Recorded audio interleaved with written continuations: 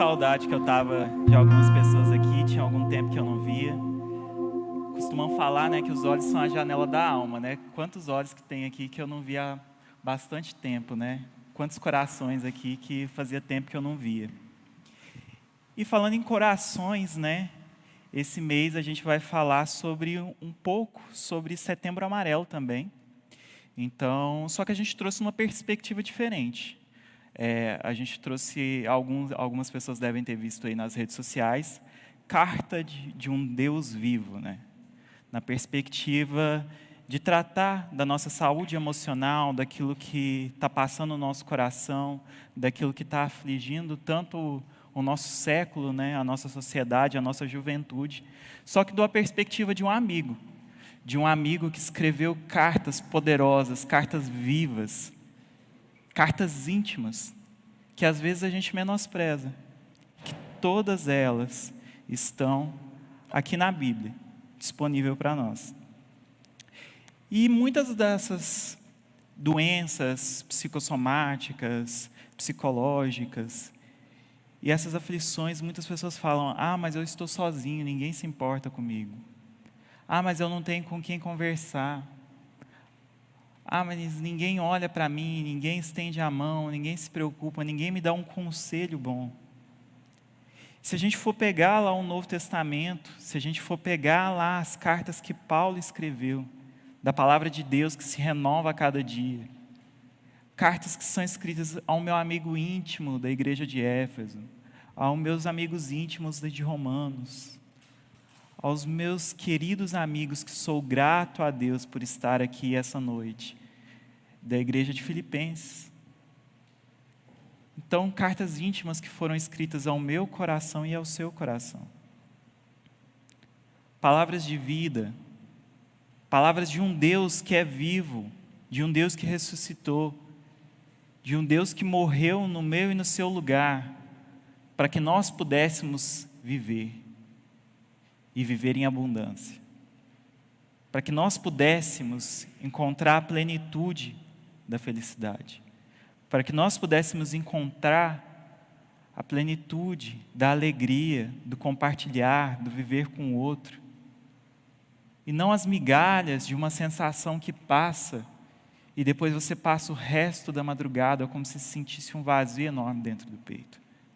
E não as migalhas de viver um final de semana, e passa o resto da semana contrariado e sonhando para que chegue a sexta-feira novamente.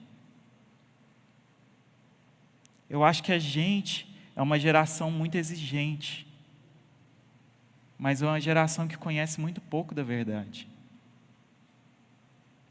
Uma geração que às vezes fala: eu não sou obrigado. Mas isso é tão pouco. Mas a gente vive enganado e se contentando com tão pouca coisa. Contentando com a alegria de poder jogar um jogo durante um tempo. Contentando com a alegria de poder sair durante um tempo. Contentando a alegria de ser o fenômeno do momento na internet durante algum tempo. Coisas tão pequenas, coisas tão passageiras. Coisas que vêm e que vão sem que a gente nem perceba. Coisas que nos deixam cada dia mais inseguros, cada dia mais ansiosos. Essa noite a gente vai falar um pouquinho também sobre ansiedade, que é alguma das dores emocionais que a gente vai abordar durante esse mês. E na ansiedade, hoje em dia ela é considerada realmente uma doença. Foi um termo que ele veio ali para substituir algumas aflições do nosso coração, o medo, a angústia, a dor, a incerteza, o estresse, o nervosismo, a raiva. E aí essa confusão de sentimentos, isso foi começando a ser chamado de ansiedade. Até que recentemente se transformou numa doença mesmo. É uma doença registrada. Transtorno generalizado de ansiedade. E aí cada pessoa tem a sua variedade dela. Porque às vezes a pessoa tem ela, mas é mais estressada.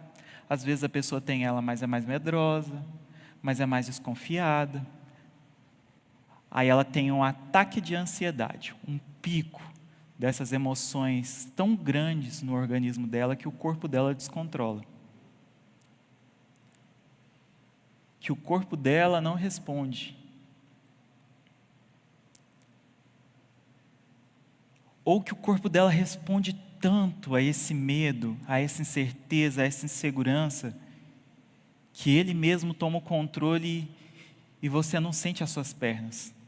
O seu coração dispara tão rápido que parece que você vai morrer, porque você está fugindo de um leão, só que você não sabe de onde que ele está vindo. A sua mão fica gelada, parecendo que a morte está no seu pescoço, soprando e te chamando.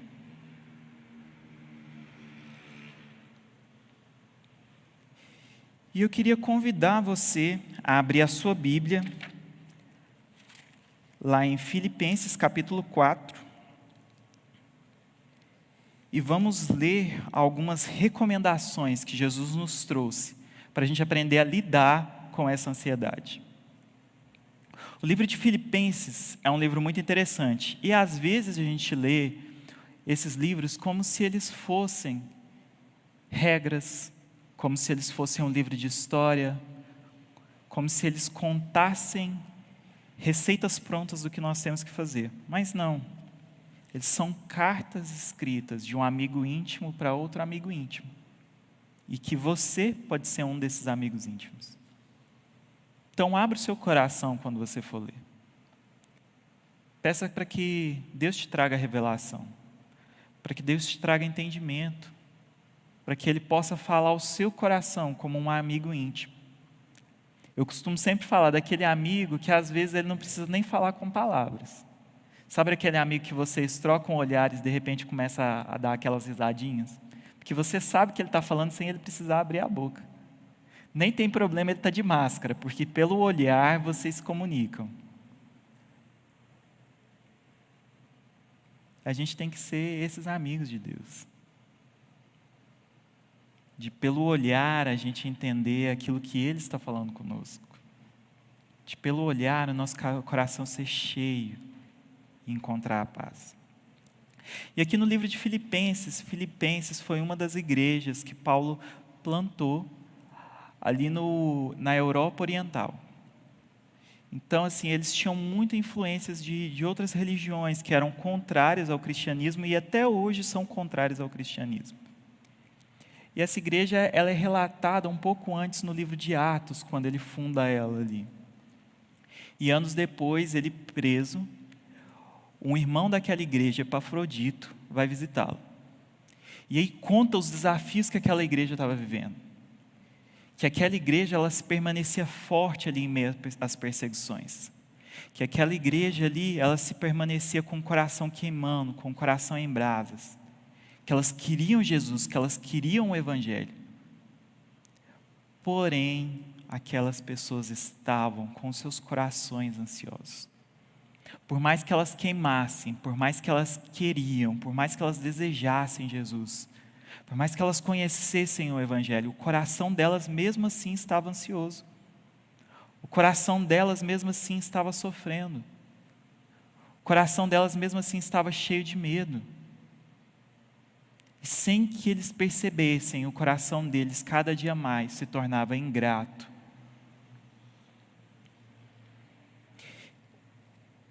E após a gente entender um pouquinho com que contexto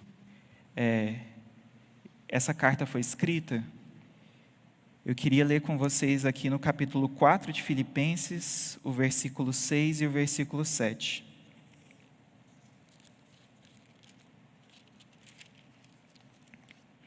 E aqui Deus fala à igreja de Filipenses: não vivam preocupados com coisa alguma. Em vez disso, orem a Deus, pedindo aquilo de que precisam e agradecendo-lhe por tudo que Ele já fez. Então vocês experimentarão a paz de Deus, que excede todo o entendimento e que guardará seu coração e sua mente em Cristo Jesus. Então aqui Deus nos dá uma chave para encontrar a paz e para superar a ansiedade. Qual que é essa paz? É a gratidão. E, gente, isso daqui se desenrola de tantas formas. Deus falou tanto comigo lendo essa carta, que principalmente releiam a carta toda na casa de vocês. Não é uma carta grande. E esse pedaço aqui é o desfecho da carta, é o objetivo com o qual ele fez a carta. Mas o desenvolvimento dela é ali no capítulo 8, que ele até faz um poema ali para os amigos dele. E ali no capítulo 2. E nesse capítulo, sobre o que ele fala? Sobre Jesus. Ele descreve Jesus. E aí a gente pensa, Jesus era Deus. Talvez isso ajude ou talvez isso atrapalhe. Talvez isso ajude ou isso fosse mais motivo para o coração dele ser ansioso. A Bíblia não fala exatamente isso, mas conhecendo a história da Bíblia, que eu espero que agora todo mundo conheça a história de Jesus, porque nós passamos semanas estudando a trajetória de Jesus, né, gente? E eu espero que todos tenham acompanhado. Se não acompanharam, pode ir lá no YouTube, procurar lá On Fire Zona Sul e vocês vão conseguir ver as nossas explicações. Mas também tem vários lugares aqui na Bíblia. E Jesus, gente, a gente escutou lá a história dele. Ele estava lá, cheio de gente. Ele foi lá, chamou 12 pessoas que eram discriminadas pela sociedade para andar com ele. E dali ele já não andava mais sozinho, ele só andava com aqueles 12. Ele andava cheio de gente atrás dele. E ali tinha ladrão, tinha pescador, tinha gente problemática. E ali ele cuidando daquelas 12 pessoas. Então, para começar ali, Jesus não tinha mais, digamos, que a gente, mas eu quero ficar sozinho, ninguém me dá paz. Essa paz ele já não tinha, porque ele tinha que cuidar de 12 pessoas. E aí ele estava passando, e aí um queria que curasse, aí ele estava passando, o outro queria enxergar, ele estava passando, Jesus, você tem que vir aqui porque meu irmão morreu, meu irmão está doente, você tem que vir aqui curar ele. Mas a minha filha está doente. E aí o cara saía lá de longe e ia lá falar com Jesus. E aí era o general, e aí o pessoal tramando contra ele, os religiosos lá tramando, pensando num plano, como é que a gente vai derrubar esse Jesus, como é que a gente vai derrubar esse cara que está curando, que está fazendo uma bagunça aqui no meio.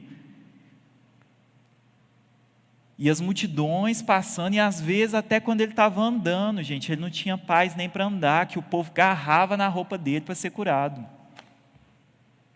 Nem andar na rua ele não podia. E em momento algum a gente vê ele ansioso. Em momento, exceto os momentos necessários, a gente vê ele perdendo a paz.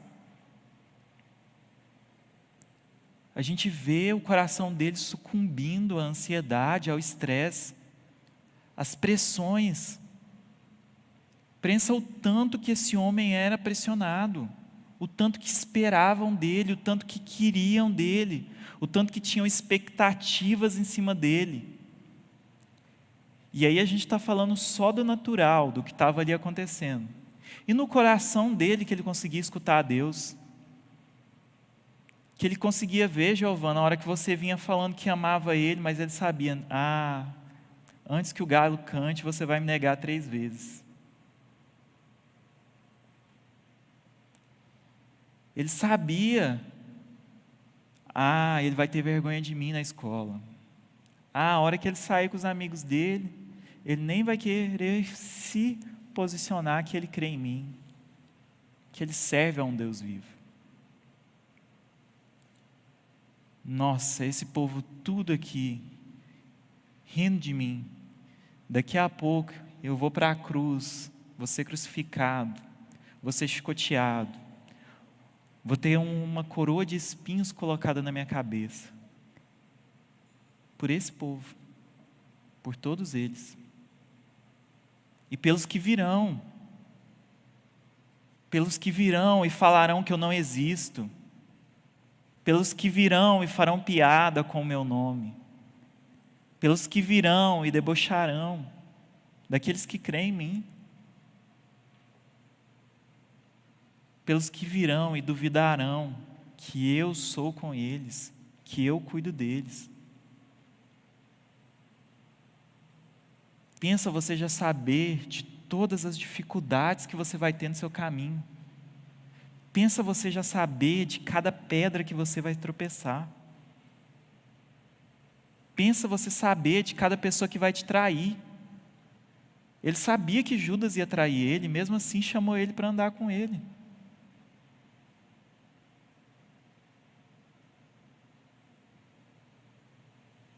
E esse é o Deus que a gente serve. Esse é o Deus que é o nosso modelo. Esse é o Deus que aqui no capítulo 2, vamos ler um pouco. E aqui o apóstolo Paulo vai falar para que a gente tenha a atitude como a de Cristo. Há alguma motivação por estar em Cristo. Há alguma consolação que vem do amor. Há alguma comunhão no Espírito, há alguma compaixão e afeição. Então contemplem minha alegria, concordando sinceramente uns com os outros, amando-se mutuamente, trabalhando juntos com a mesma forma de pensar e um só propósito. Não sejam egoístas, nem tentem impressionar ninguém. Sejam humildes e considerem os outros mais importantes que vocês. Não preocupem apenas com seus próprios interesses, mas preocupem-se também com os interesses alheios. Tenham as mesmas atitudes demonstradas por Cristo Jesus.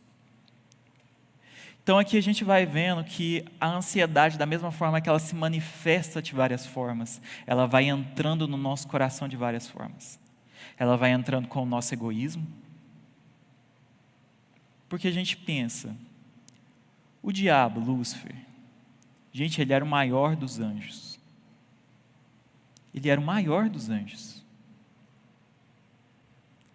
Mas não era o suficiente. A ingratidão entrou no coração dele. Não bastava ser o melhor. Ele tinha que ser maior do que Deus. Não bastava ele servir, não bastava ele trabalhar em comunidade. Ele tinha que ser Deus, ele tinha que ter o controle nas mãos dele. Por que a gente dói tanto de ansiedade? Porque a gente quer ter o controle nas nossas mãos. Porque a gente quer fazer as coisas na força do nosso braço.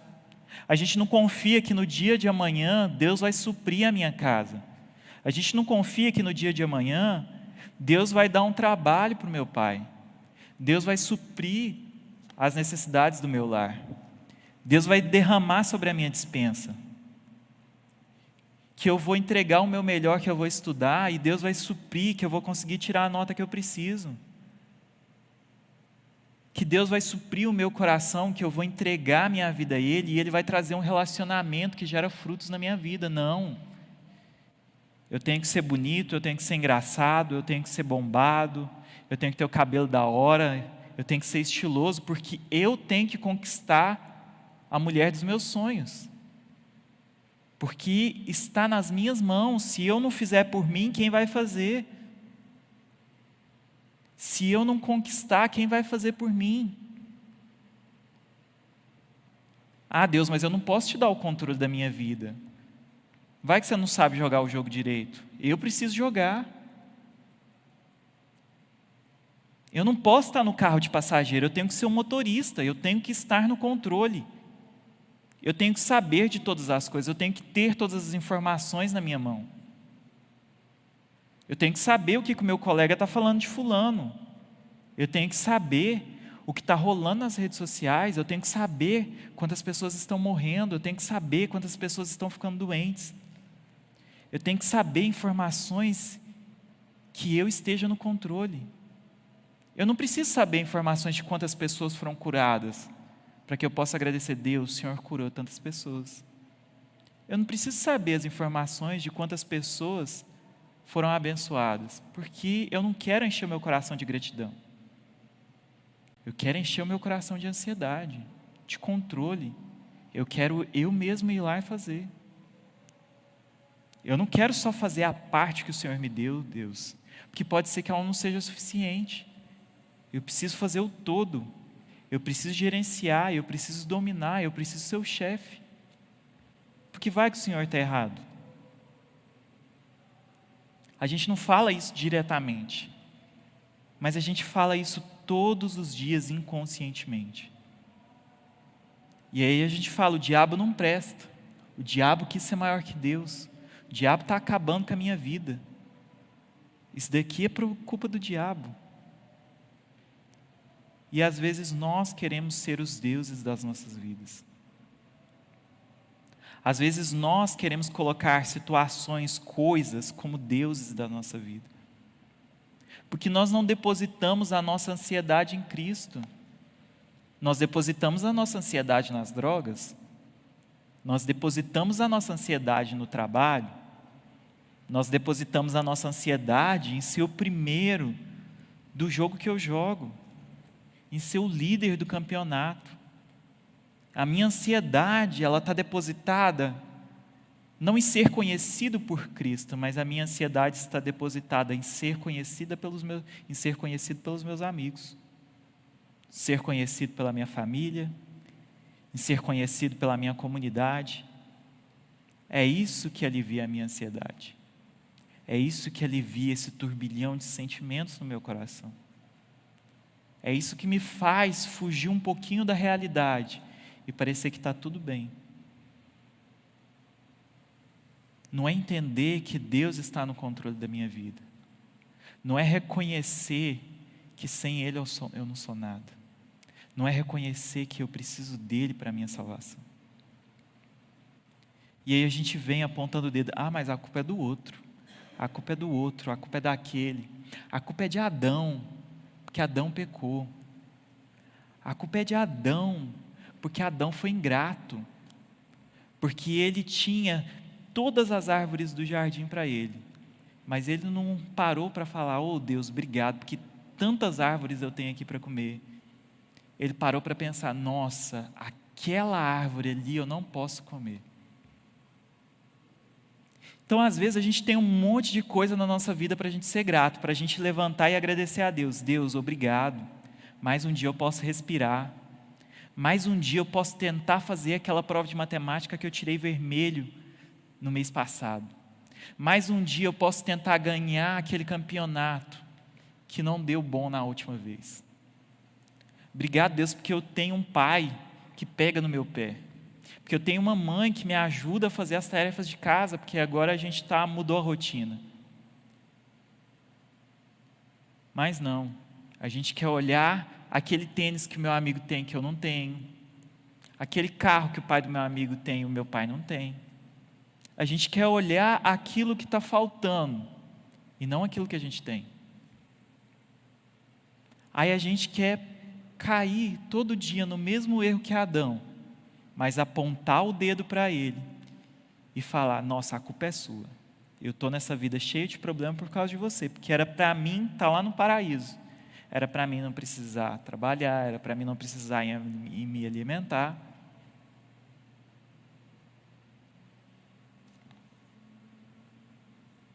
Então eu queria trazer aqui coisas para que a gente pudesse pensar junto. Para que a gente possa trazer aqui o que tem sido aquilo que tem causado a sua ansiedade, se você tem. O que é aquilo que tem angustiado o seu coração. O que é aquilo que não tem te permitido ser grato. E gente, eu estou falando isso por experiência própria. Parece que eu sou calmo, mas vocês não têm ideia da luta que eu tenho contra a ansiedade. Contra querer ser o Deus da minha própria vida. Contra querer fazer as coisas na força do meu próprio braço. Eu comecei a estudar sobre a gratidão há algum tempo, e uma amiga muito especial e sábia me falou que a gratidão, ela não é um sentimento. Você não vai acordar, nossa, hoje eu quero tanto ser grato a Deus. Nossa, hoje eu quero tanto agradecer a Ele, porque eu pude ver alguns amigos, olhar eles nos olhos e não ficar sozinho em casa. A gente não vai acordar com esse sentimento. Esse é um sentimento que se constrói. Esse é um sentimento que se decide. Eu vou acordar hoje, eu vou ser grato a Deus. Eu vou acordar hoje, eu vou ter uma atitude de gratidão.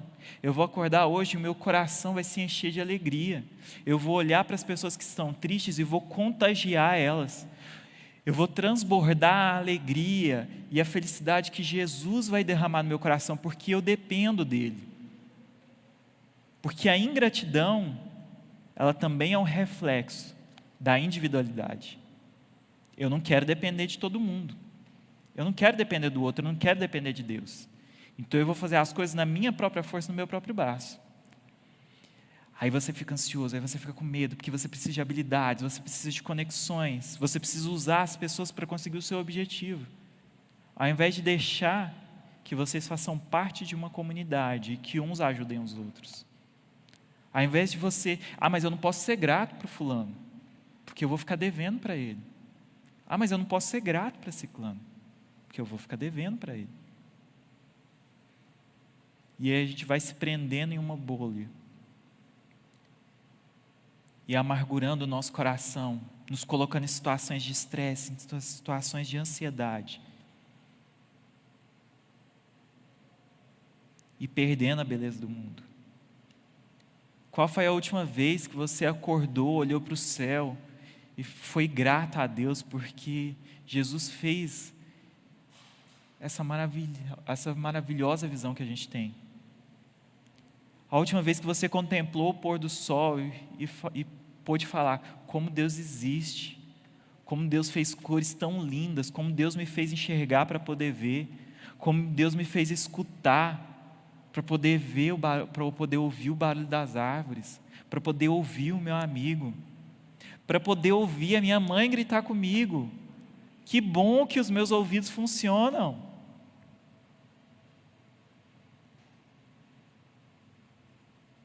Sabe, eu quero fazer uma oração aqui agora com vocês. Eu quero que a gente possa orar. Estou caminhando para o fim aqui. E eu quero que você fique da maneira que você entender, que você está se colocando numa posição para escutar de Deus. Seja sentado, seja ajoelhado na sua cadeira, seja em pé, mas se coloca numa posição. Seja sentado, pelo menos direito, mas coloca numa posição que, quem quiser, né?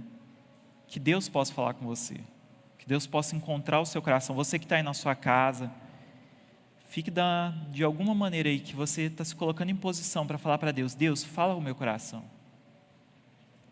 Deus, eu quero te pedir, Jesus, que o Senhor possa falar o nosso coração. Senhor, nos lembra os nossos motivos, Senhor, de ser gratos, os nossos motivos de gratidão, os nossos motivos de lembrar daquilo que o Senhor nos dá todo dia, às vezes nós não percebemos.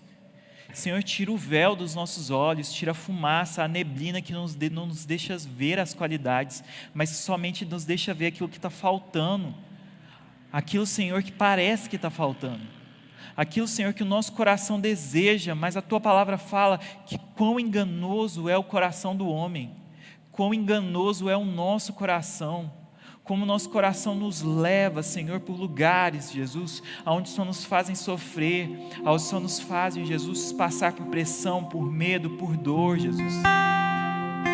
Como o nosso coração é enganoso, Jesus, como nós precisamos de Ti até mesmo para orar. A Tua palavra fala, Senhor, que nos momentos de aflições, o Teu Espírito Santo intercede por nós com gemidos inexprimíveis. Jesus, intercede por nós, Jesus. Nos ensina a orar, Jesus.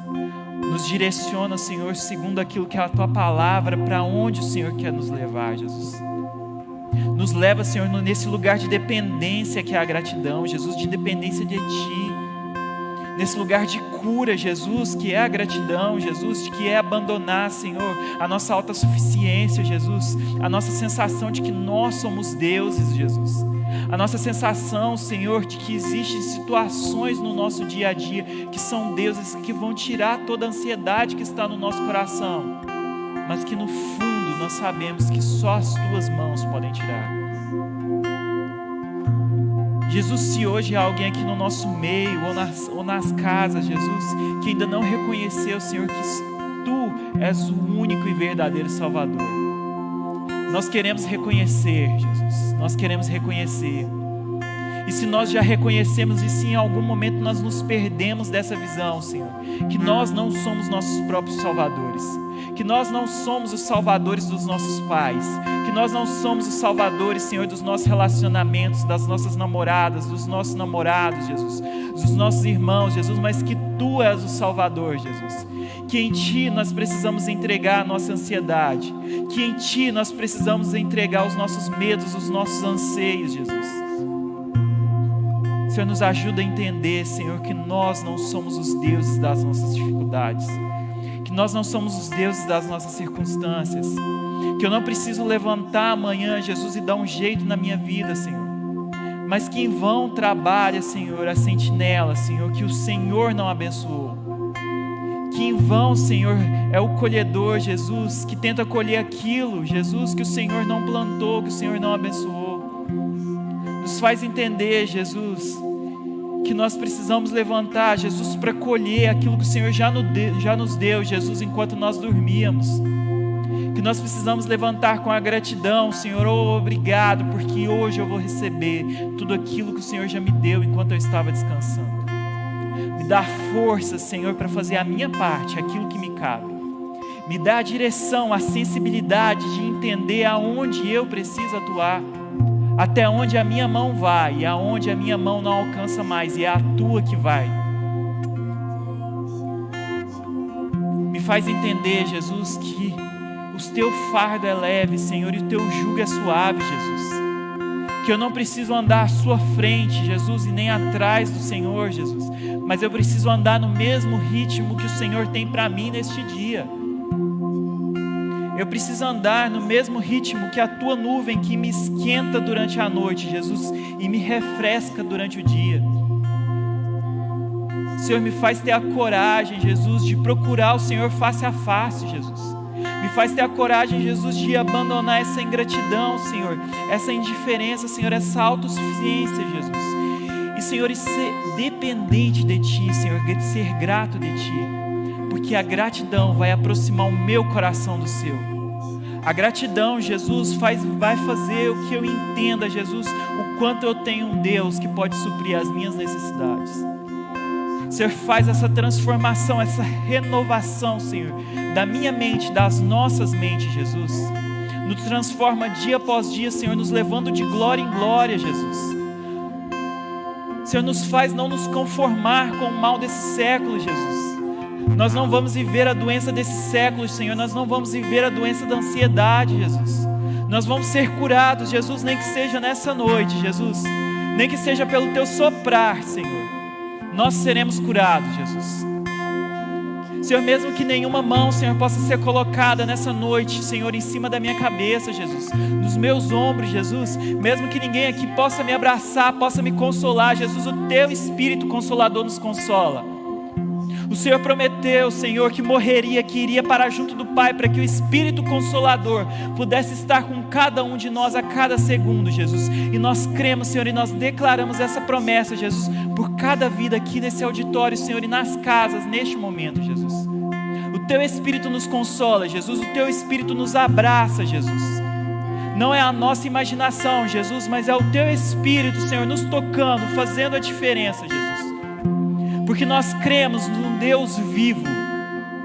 Nós lemos as cartas, Jesus, de um Deus vivo. Essa é a mensagem que eu gostaria de deixar para você nessa noite. Que Deus possa encher o seu coração de gratidão. Que Deus possa encher a sua vida, a sua casa de alegria com abundância.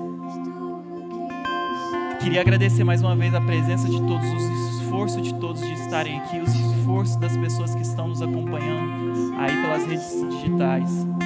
Que Deus possa abençoar o seu dia, a sua semana, e encher o seu coração de gratidão e transbordar isso por onde você passar. Um grande abraço. Foi um prazer estar com você essa noite.